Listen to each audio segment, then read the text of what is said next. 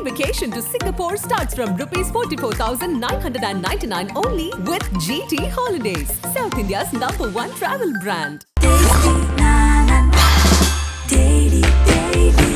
Taste Daily. Taste the Daily. தமிழகத்தினுடைய முதல்வர் தமிழ்நாட்டினுடைய நலனை பார்க்கணும். நாட்டினுடைய நலனை பார்க்குற இடத்துல பிரைம் மினிஸ்டர் இருக்கார். ரைட், அவருக்கு அக்கறை இல்லைன்னு வச்சுக்குவோம். நமக்கு அக்கறை இருக்குல்ல. நம்ம என்ன பண்ணலாம்? நாளை முதல் மதுபான கடைகள் மூடப்படும் அறிவிக்கிறதுக்கு அதிகாரம் இருக்கா இல்லையா தமிழ்நாடு அரசு? மது உடலுக்கு கேடு, உயிருக்கு ஆபத்து அப்படின்னு சொல்லி ஒரு அரசு, ரெண்டு அரசையுமே சொல்றேன், வித்துக்கிட்டு இருக்க அரசு கிட்ட போய் நீங்க மது ஒழிப்பு மாநாட்டுக்கு வந்து கோரணும் ஏடிஎம்கே டிஎம்கே கூப்பிடுறீங்க. அதான் ரெண்டு பேருக்கும் கூப்பிடுறீங்க. அவங்க மதுக்கடையை வந்து க்ளோஸ் பண்றதுக்கான ஆர்வம் கிடையாது.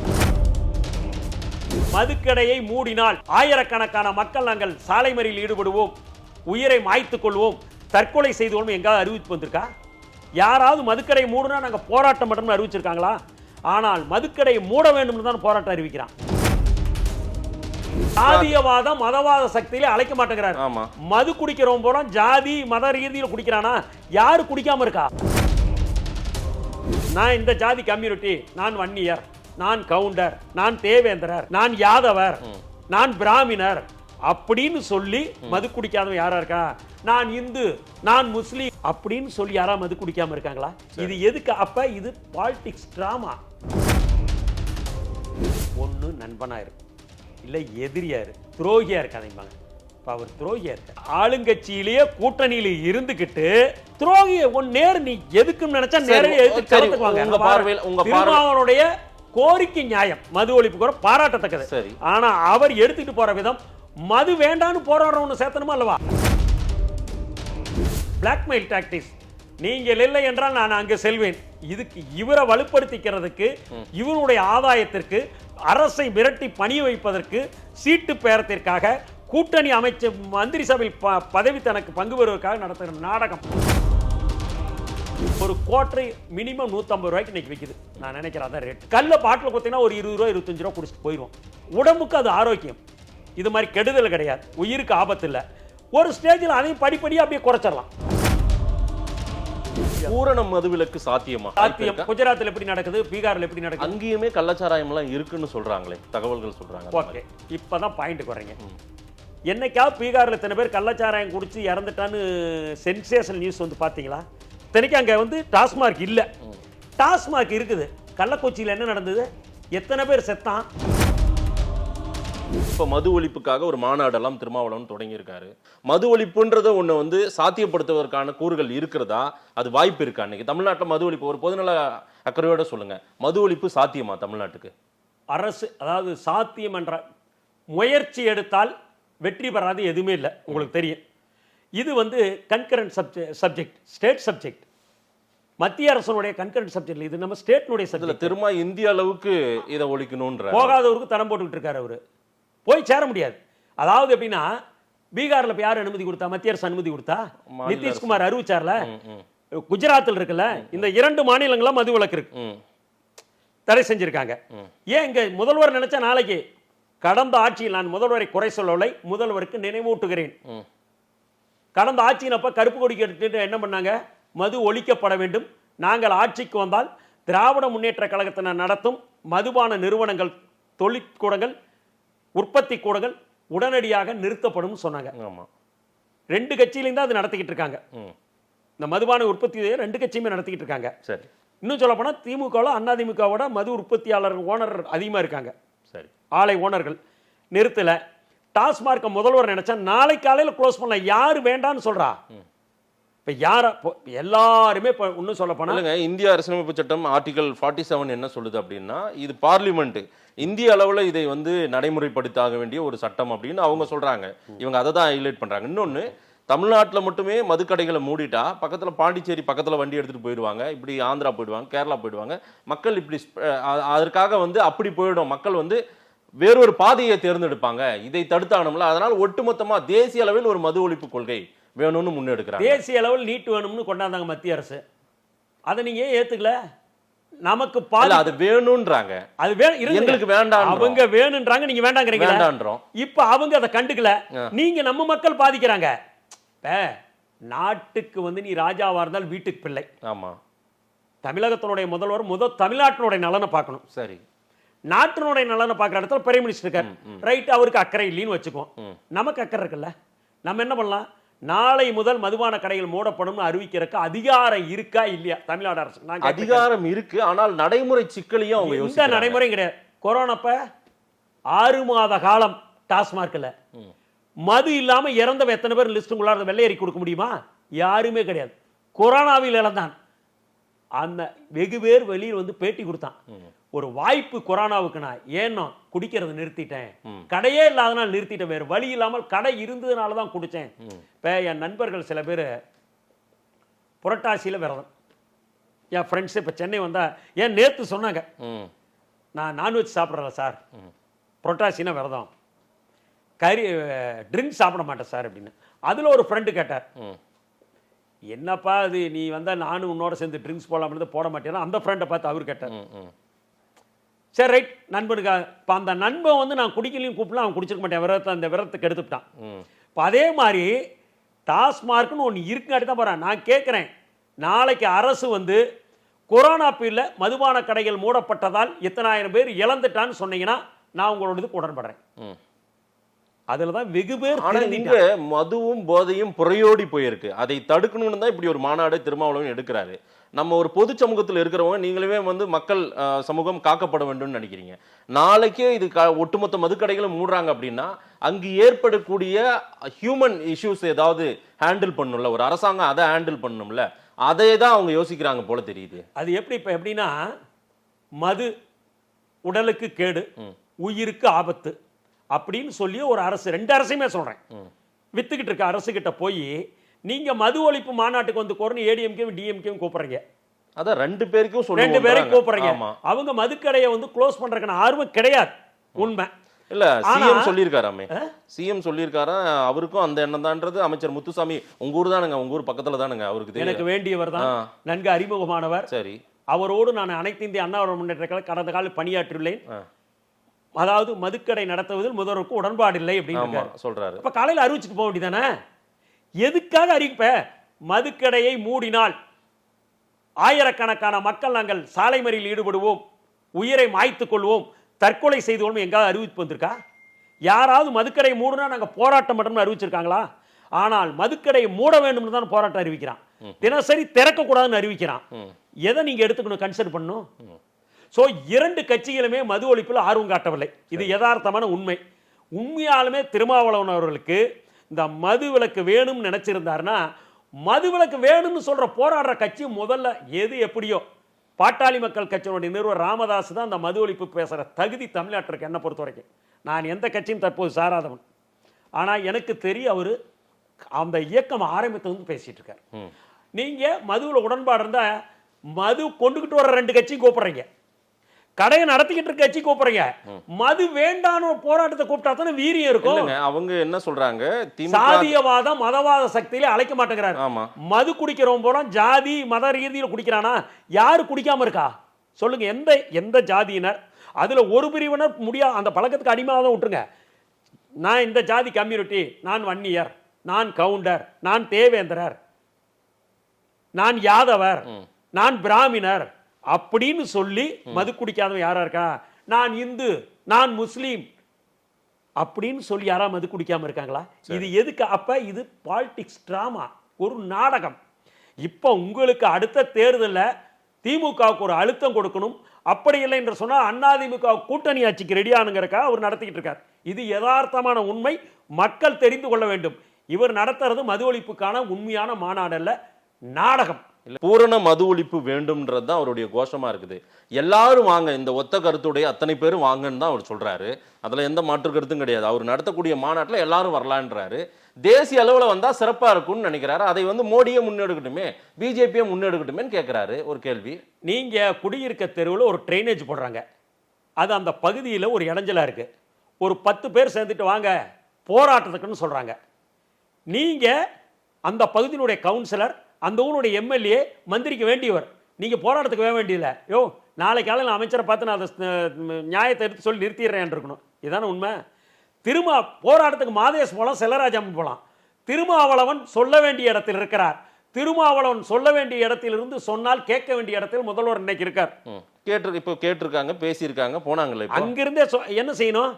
இன்னும் 1 மாத காலத்தில் முதல்வர்கள் தமிழக மக்களுடைய நலனை கருதி கடந்த ஆட்சியின் போது எதிர்க்கட்சியா இருக்கின்ற பொழுது மதுக்கடையை மூடுவேன் நான் ஆட்சிக்கு வந்து 2016 சொன்னீங்க. அது முடியல, சரி, தோத்துட்டீங்க, ஆட்சிக்கு வரல. இப்ப படிப்படியா குறைப்பீங்க, குறைச்சிங்களா? இல்ல. கடைகளை மூடணும்னு நினைச்சா மூடுங்க, இல்லைன்னா எனக்கு இந்த மக்கள் ஒரு என்ன சொன்னாரு, மக்களுக்காகத்தான் எனக்கு ஆட்சி முக்கியம், விடுதலை சிறுத்தைகள் கட்சி எனக்கு கூட்டணி முக்கியம் அல்ல. கூட்டணி முக்கியம் அல்லனா என்ன சொல்லியிருக்கணும்? இன்னும் 1 மாத காலம் 6 மாதம் டைம் கொடுத்து அதுக்குள் மதுக்கடை படிப்படியாக குறைக்கப்பட்டு இறுதியாக இந்த தேதியில் தமிழகம் மதுவில்லா மாநிலமாக இருந்தால் கூட்டணியில் தொடர்வேன், இல்லை என்று சொன்னால் கூட்டணி முக்கியமல்ல, மக்களோடு நின்று போராட தயாரிக்கேன், கூட்டணியிலிருந்து விலகிக் கொள்ளுகிறேன், வெளியேறுகிறேன். இப்போவும் அக்டோபர் 2 மக்களோடுக்கான எல்லாரும் மக்களோடு போராடுகிறார், வெளியேறுகிறேன் என்று சொன்னாரா? நான் அதே கூட்டணியில் நீடிக்கிறேன். இதுதான் பிரச்சனைன்றாங்க. அதே கூட்டணியில் நீடிக்கிறேன் இருக்காரு. அவங்க என்ன சொல்றாங்க? இதுதான் பிரச்சனை, திமுக கூட்டணி உடைஞ்சு போயிடணும்னு ஒரு கூட்டம் வெளியே பாக்குறாங்க. அதை எல்லாரும் சொல்றாங்க. இங்க அது தேவையில்லை, என்னுடைய இலக்கு என்ன, என் இலக்கை நான் நிறைவேற்ற போறேன்ற. அதாவது எப்படின்னா, ஒரு பழமை சொல், ஒன்னு நண்பனா இருக்கும், இல்லை எதிரியா இருக்கு, துரோகியா இருக்காதீங்க. இப்ப அவர் துரோகியா இருக்கார். ஆளுங்கட்சியிலேயே கூட்டணியில இருந்துகிட்டு துரோகிய நேர் நீ எதுக்கும் நினைச்சா நேரடியாக எதிர்த்து களத்துக்குவாங்க. திருமாவளவனுடைய கோரிக்கை நியாயம், மது ஒழிப்பு கூட பாராட்டத்தக்கது. சரி, ஆனா அவர் எடுத்துட்டு போற விதம், மது வேண்டான்னு போராடுறவனு சேர்த்தணுமா அல்லவா? பாட்டாளி மக்கள் கட்சி அவங்க வர்றாங்க இல்லையோ, அன்புமணி என்ன சொன்னார், அழைத்தால் வரும் இருக்கார். கூப்பிட்டு இருக்கணும் இல்லைங்க, கூப்பிடல. இல்ல அவங்க சாதியவாதம் என்ன இல்ல, அவங்களுக்கும் ஏற்கனவே ஒரு வாய்க்கா தரவரா லேண்ட் டிஸ்பியூட் ஆகாதுங்க. ஒரு இடத்துல அவங்க சந்திக்க மாட்டாங்க, ஒரு இடத்துல உட்கார தவறு. பொது பார்வையில் இருக்கவங்க வந்து பொது பிரச்சனைக்கு போறாரப்ப அடுத்தவங்களை அழைக்கணும். இல்ல அவங்க அந்த சிக்கலை எல்லாம் மறந்து விட்டு, வரலாற்றுல நாங்க ஒரு ஆறாத வடுவா எங்களுக்கு ஒரு தழும்பு இருக்குது, அதை நாங்க மறக்க முடியாது. சரி, திராவிட முன்னேற்ற கழக முதல்வர் வந்து இந்த மாநாட்டில் அழைக்கிறீங்க, அவங்க பிரதிநிதி போய் இத்தனாம் தேதிக்குள்ள அந்த கடையை நாங்க க்ளோஸ் பண்றோம் அறிவிப்பாரா? இல்லைங்க, அவங்க அழைக்கலையா. நாங்க போயிட்டு வேற ஒரு கோரிக்கையை மெமரண்டம் வைக்கும்போது நீங்க இந்த ஒரு முன்னெடுப்பு எடுத்திருக்கீங்க, எங்களுக்கு பிரதிநிதி, எங்களுக்கும் அதான் கொள்கை, நாங்க 2 பேரும் அனுப்புறோம்னு சொன்னதாக சொல்றாங்க அவங்க. மதிப்புமிக்க தலைவர் திருமாவளவன் சொன்னதே, நான் இந்த அழைப்பு அனைத்து இந்திய அண்ணா முன்னேற்ற கழகம் சேர்த்து தான் சொன்னார். ஒன்று ரைட்டு. திராவிட முன்னேற்ற கழகம் ஆளுங்கட்சியில் என்ன அவர்களையும் அழைப்போம், கலந்து கொள்கிறாரா இல்லை என்று பார்ப்போம்னாரு. அதே மாதிரி முதல்வர் வந்த பிறகு போய் பார்த்தாரு, வெளியில் வந்து என்ன பேட்டி கொடுத்தாரு, நாங்கள் அவரையும் அழைத்தோம், டிவிகேஎஸ் இளங்கோனையும் யார் இன்னொருத்தர் பேர் சொன்னார், ஆர்எஸ் பாரதியும் அனுப்புவதாக சொல்லியுள்ளார் இருக்காரு. நீங்க வேணா ரெமைண்ட் பண்ணி பாருங்க. நீங்க சரி சரி. இல்ல சார், இதை திமுக கூட்டணியான திரு விடுதலை சிறுத்தைகள், திருமாவளவன் இவங்கெல்லாம் சரியா ஒரு முனைப்போடு எடுக்கல. ரைட்டு. அதிமுகவுக்கு அந்த எண்ணப்பாடு இல்லதான். ரைட்டு. 2026 தேர்தல் இலக்காக வைத்து அவங்களே கூட இந்த மேடையில் ஏறிக்கிட்டு, அதிமுக எடப்பாடி பழனிசாமியோ பிரதிநிதியோ ஏறி இந்த மேடையில 2026 அதிமுக ஆட்சிக்கு வந்தா நாங்க மதுக்கடையை ஒழிக்கிறோம்னு பேசலாம்ல இப்போ. ஆனா அவங்க முன்வர மாதிரி தெரியலையே இது. அதனாலதான் தெரிஞ்சே எதுக்கு அழைக்கிறீங்கன்னு கேட்கிறேன். இது வந்து என்னன்னா பிளாக்மெயில் டாக்டிக்ஸ். நீங்கள் இல்லை என்றால் நான் அங்க செல்வேன். இதுக்கு இவரை வலுப்படுத்திக்கிறதுக்கு, இவருடைய ஆதாயத்திற்கு, அரசை மிரட்டி பணிய வைப்பதற்கு, சீட்டு பேரத்திற்காக, கூட்டணி அமைச்ச மந்திரி சபையில் பதவி தனக்கு பங்கு பெறுவதற்காக நடத்துகிற நாடகம். இது எல்லாத்துக்குமே தெரியுமா தேச? இல்ல சார், ஒரு எதிர்கட்சியா எடப்பாடி பழனிசாமி அவர்களே இதை மையப்படுத்தி, அதாவது மின்கட்டண உயர்வா இருக்கட்டும், அதே போல மதுக்கடைகளை மூடணும்னு சொல்றதா இருக்கட்டும், தமிழ்நாட்டில் நடக்கக்கூடிய பல வாழ்வாதார பிரச்சனைக்கு எதிர்கட்சி வலுவா இருந்து செயல்படணுமா வேண்டாமா? செயல்படும். நீங்க அதிமுக பாசம் உங்களுக்கு அதிகம். எடப்பாடி பழனிசாமியினுடைய பார்ட்டி, அந்த கட்சியின் பொதுச் செயலாளர், அவர் சரியா பணியாற்றி கொண்டிருக்கிறாரா சொல்லுங்க பாக்கலாம். இல்ல அதிமுக பாசம்னு சொன்னோம். யார் நல்லது செஞ்சாலும், முதல்வர் நல்லது செஞ்சாலும் பாராட்டுற முதலாளத்தா இருப்போம். மணல் குவாரி கொண்டு வந்தார், முதல்வருக்கு தமிழ்நாட்டில் வாழ்த்து சொன்னோன்னு செல்லராஜாமணி, மாண்புமிகு முதல்வர் ஸ்டாலினுக்கு வாழ்த்து சொன்னவன். சரி, எங்களுக்கு வந்து யாருமே எதிரி கிடையாது. நான் முன்பு இயக்கத்தில் இருந்தேன், தற்போது எந்த இயக்கத்திலும் இல்லை. முன்னாள் முதல்வர் நல்லது செஞ்சாலும் பாராட்டுவோம், இந்நாள் முதல்வர் நல்லது செஞ்சாலும் பாராட்டுவோம். இப்ப எங்களுடையது என்னன்னா, இன்னும் திராவிட முன்னேற்ற கழகத்தினுடைய சில மக்கள் விரோத போக்கை கண்டித்து இந்நாள் எதிர்க்கட்சி தலைவர் முன்னாள் முதல்வர் எடப்பாடி பழனிசாமி இன்னும் வேகமாக செயல்படணும் என்னுடைய கருத்து. அதுதான் நான் கேக்குறேன். ஏன் அந்த ஃபோர்ஸ் இல்ல? என்ன காரணம்? அதுக்கு காரணம் உட்கட்சி பூசலும் ஒரு காரணம், இல்லைன்னு சொல்வதற்கில்லை.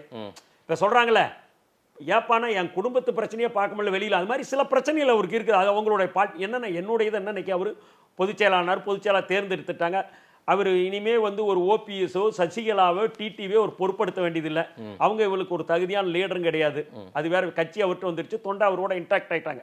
எப்படி டிஎம்கேவோட கூட்டணி இன்டாக்ட்ங்கிறாங்களோ, தொண்டை இன்டாக்ட் ஆயிட்டான், பொறுப்பாளர் இன்டாக்ட் ஆயிட்டாங்க. கடுமையாக இறங்கி போராடலாம். ஆனால் சுணக்கத்தை காட்டுகிறார்கள். அது என்னன்றது அதுக்கு மேலே நான் சொல்ல, இன்னும் இறங்கி போராட வேண்டும். மக்கள்கிட்ட இடம் பிடிக்குமா அவர் போராடணும். சரி, அதே மாதிரி இந்த ஆட்சி தொடர்னாலும் மக்கள் விரோத திட்டங்களை செயல்படுத்த குறைத்து கொண்டு நல்ல திட்டங்களை இந்த முதல்வர் செய்யணும். 25,000 கோடியிலிருந்து 30,000 கோடி, அதாவது நீங்க ஏற்கனவே பேசியபடி, அதாவது மணல் குவாரிகளோ அதே போல கிரசஸ் கல் குவாரிகள் போன்றவெல்லாம் நடத்தும் போது நமக்கு வருவாய் வரும். ஒட்டுமொத்தமா மதுக்கடைகள் எல்லாம் மூடினாலே அதனால வந்து ஒரு 40 லட்சம் கோடி கிட்ட 50 லட்சம் கோடி இழப்பு வேற வரும். அவ்வளவு இழப்புகள் இருக்கு. ஒட்டுமொத்தமா தமிழ்நாட்டினுடைய இன்றைக்கு கடன் சுமை வந்து 9.5 லட்சம் கோடி ஆயிடுச்சு. ஆனால் இதையெல்லாம் சரி கட்ட முடியுமா? இந்த மாதிரி வருவாய் எல்லாம் ஈட்டினால் நமக்கு சரி கட்ட முடியும்னு நீங்க சொல்ல வரீங்களா? சரியா வருவாய் ஈடுகட்டலாம். இன்னொன்று என்னன்னா, நீங்க சொன்ன மாதிரி உடனடியாக மது மொத்தமா மூடுனா வந்து நீங்க சொல்றீங்களா மக்கள் அடிக்ட் ஆயிட்டாங்க, உடனடியா மூடுறப்ப பெரிய ஒரு பாதிப்பு ஏற்படும் அப்படின்னு. இதை நான் சொல்ல, உளவியல் ரீதியா அரசாங்கம் சொல்லுது. அதுக்கு ஒரு மாற்று ஏற்பாடு செய்யலாம், தப்புல. இப்ப இன்னைக்கு விவசாயிகள் வந்து தென்னை மரங்கள்லாம் பெரிய விலை இல்லாம தடுமாறுறான். இப்போ கல் இயக்க தலைவர் நல்லுசாமிலாம் பலமுறை சொல்லிட்டார், கல் ஒரு உணவுப் பொருள். அந்த காலத்துலேயே கல் ஆல்கஹால் பெருசா இல்லை. சரி, இப்போதைக்கு நீங்க எம்ஜிஆர் காலத்து மாதிரி கல்லுக்கடையை திறக்கலாம் முதற்கட்டமா. அதை படிப்பு இதிலிருந்து பெரிய ஒரு பாதிப்பிலிருந்து விடுபட்டு கொஞ்சம் கொஞ்சமா வந்தோம், அப்புறம் கல்லுக்கடை மூடிடலாம். இப்ப விவசாயம் இன்னைக்கு பாதுகாக்கிறது பெரிய ஒரு வேலை. விவசாயத்துக்கு விளைபொருளுக்கு தேவையான விலை இல்லை, உற்பத்திக்கு தேவையான விளைபொருள் இல்லை. விவசாயி போராடிக்கிட்டு வரான். தென்னை மரத்துக்கு போதிய ரேட் இல்லை, காப்பு இல்லை தென்னங்காய். அதனால இந்த கல் இருக்கிற கொடுத்தா விவசாயம் பிழைப்பான், பெரிய பாதிப்பில் அந்தந்த ஊரில் கல்லை குடிச்சிக்கிட்டா அது இருப்பான். பெரிய அளவுக்கு அவனுக்கு இப்போ ஒரு கோட்டரை மினிமம் 150 ரூபாய்க்கு இன்னைக்கு விற்கிது. நான் நினைக்கிறேன் அதான் ரேட்டு. கல்லை பாட்டில் கொடுத்தீங்கன்னா ஒரு 20 ரூபா 25 ரூபா குடிச்சிட்டு போயிடும். உடம்புக்கு அது ஆரோக்கியம், இது மாதிரி கெடுதல் கிடையாது, உயிருக்கு ஆபத்து இல்லை. ஒரு ஸ்டேஜில் அதையும் படிப்படியாக அப்படியே குறைச்சிடலாம். மாற்று அதை கொண்டு வந்து அதுலேயும் ஒரு வருமானம் வந்துடல. சரி, இப்போ இதில் எப்படி நம்ம கனிம வளத்தில் ஒரு 25,000 கோடி 30,000 கோடி வர மாதிரி அதில் ஒரு 5,000 10,000 கோடி வந்துன்னா ஈக்குவலாகி போயிடும். உங்களுக்கு நலத்திட்டமும் தொடர்ந்து. சில பேர் சொல்கிறது என்ன, இதை அதாவது நிறுத்தாததுக்கு ஒரு சாக்கு என்னன்னா, மக்கள் நலத்திட்டங்கள். மக்கள் நலத்திட்டத்தை பற்றி உயிரை விட மக்களை காக்க உயிர் தான் முக்கியம். நலத்திட்டத்தை பற்றி பேசிக்கிட்டு இருக்கோம். சரி, நலத்திட்டமும் கண்டினியூ ஆகணும். ஆல்டர்னேட்டிவ் இப்போ எப்படி மணலுக்கு மாற்று எம்சான்னீங்களா, டாஸ்மார்க் மாற்று கல்லுக்கடை கொண்டாங்க, வருமானமும் வந்துடுது, குடிக்கணும் குடிச்சுக்கிட்டு இருப்பான்ல. சரி, உயிரிழப்பு இருக்காது. இப்போ எத்தனை குடும்பத்தில் ஓலம் கேட்குது தெரியுங்களா? இந்த டாஸ்மார்க்கால எவ்வளவு சீரழிவு. நாங்கள் வந்து திருமாவளவன் மது ஒழிப்புன்றதை நான் பாராட்டுறேன், நடத்துகின்ற விதத்தை தான் நான் தப்புன்னு சொல்கிறேன். நீங்கள் இந்த குவாரிகள் எல்லாம் வந்து முறைகேடாக நடக்கிற சொல்கிற மாதிரி டாஸ்மார்க்ஸ் அப்படி கிடையாது இல்லை. 12 மணிக்கு கடையை திறந்து 10 மணிக்கு மூடிடுறாங்க தானே? அதுவும் அஃபிஷியலாக அப்ரூவல் கொடுத்த டாஸ்மார்க்ஸ் மட்டும் தானே நடக்குது, இல்லை வெளியிலலாம் நடக்குதா? ஏதாவது இந்த ரஜினி, விஜய், கமலஹாசன், எம்ஜிஆர் காலத்தில் அப்போ இருந்த மாதிரி டிக்கெட் கொடுத்துருவான், ஒரு 50 டிக்கெட்டு. ரசிகர்கள் கண்ணை மூடிட்டு வாங்க இருக்கிறான். சரி, டிக்கெட் ஹவுஸ்ஃபுல்னு போட்டுறான். மொத்தம் அந்த தியேட்டரில் 1000 பேர் கெப்பாசிட்டி. ஒரு 250 டிக்கெட் விற்றுருவான் கவுண்டரில் ஒரே ரேட்டுக்கு. மீதி ஹவுஸ்ஃபுல், வெளியில் 400 ரூபாய்க்கு ஆள் வச்சு வைப்பேன்.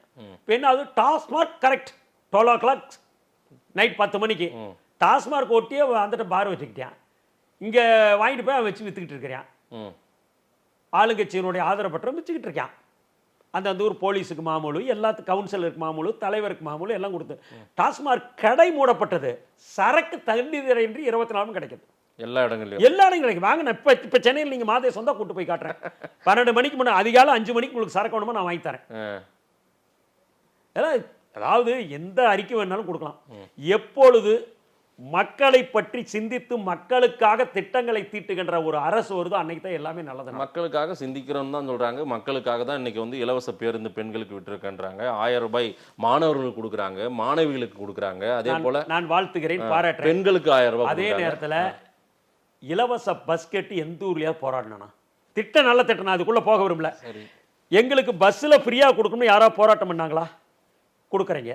டாஸ்மார்க் வேண்டாம், தினசரி போராடுறாங்க. ஏன் முதல்வர் நினைச்சா திருமாவளவன் கூட்டணியில் இருக்கவங்களும் வேண்டாங்கிறாங்களே, எதுக்காக?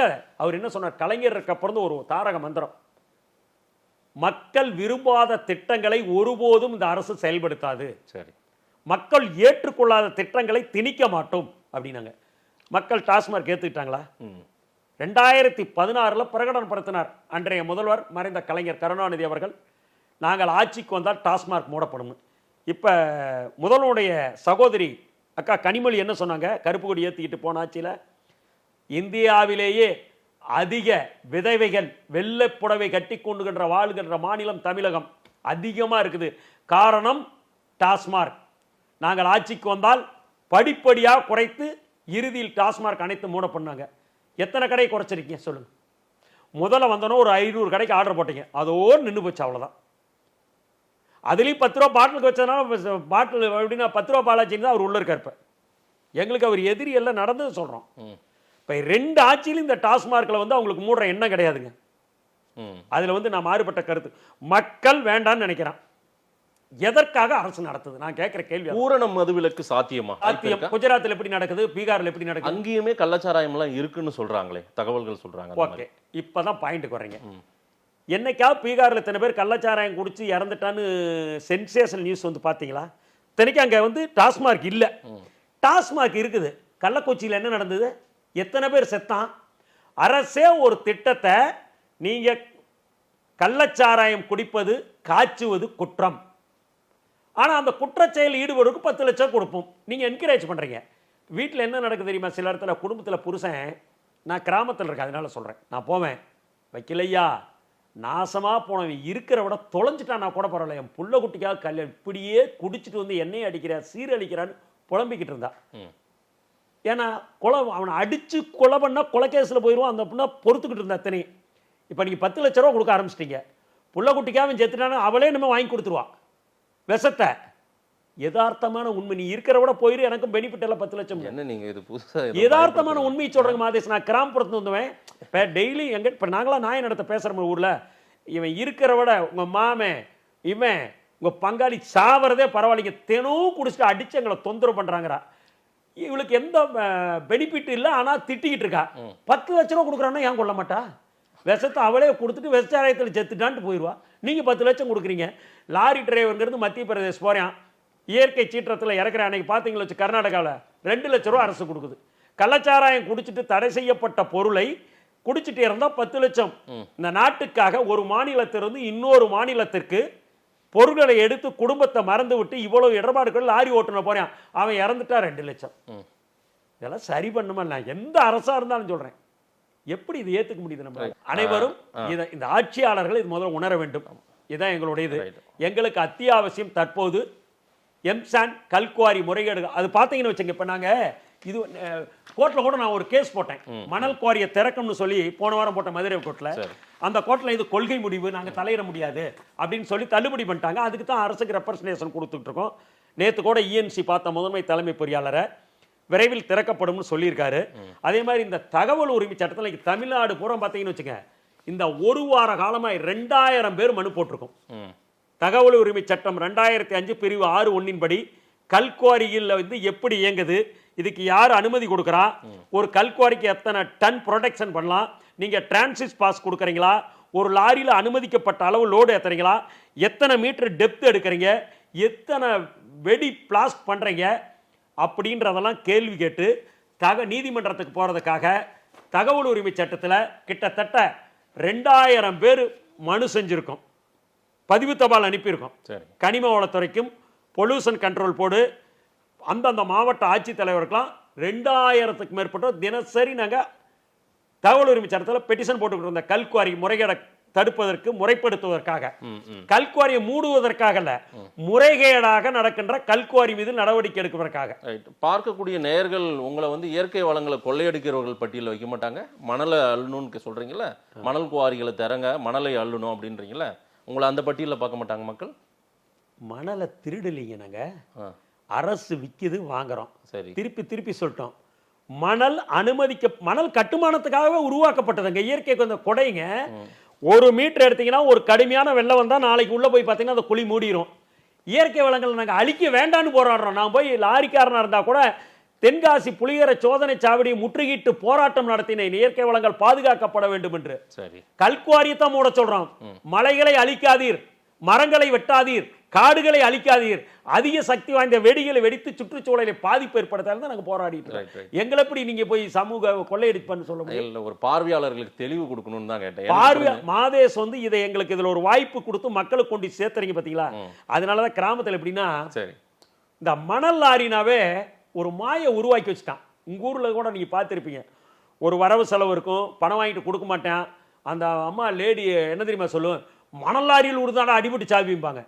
பால் லாரியில் உருந்தா சாவ மாட்டானா, கலெக்டர் காரில் அடிபட்டா சாவ மாட்டானா, நீதிபதி சார் சாபம் பாருங்க. எங்களுக்கு நாட்டினுடைய 2ங்க விவசாயம், லாரி, போக்குவரத்து, இந்த 2 தான் நாட்டினுடைய முதுகெலும்பு. சரி. இந்த 2 தொழிலுமே மத்திய மாநில அரசுகள் போட்டி போட்டு அழித்துக்கிட்டு வர்றாங்க. ஏதாவது வேதனை இந்த நிலை நீடிச்சுன்னா அந்த டோல்லாம் பார்த்தீங்கன்னா கொடுமை. காலாவதியான டோல், நாங்கள் சுங்க கட்டணமே வேண்டான்றோம்.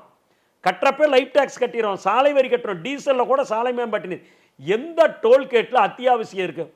ரெக்கவரி வண்டி இருக்கணும், டாய்லெட் ஃபெசிலிட்டிஸ் இருக்கணும், வே பிரிட்ஜ் இருக்கணும், எதுவுமே கிடையாது.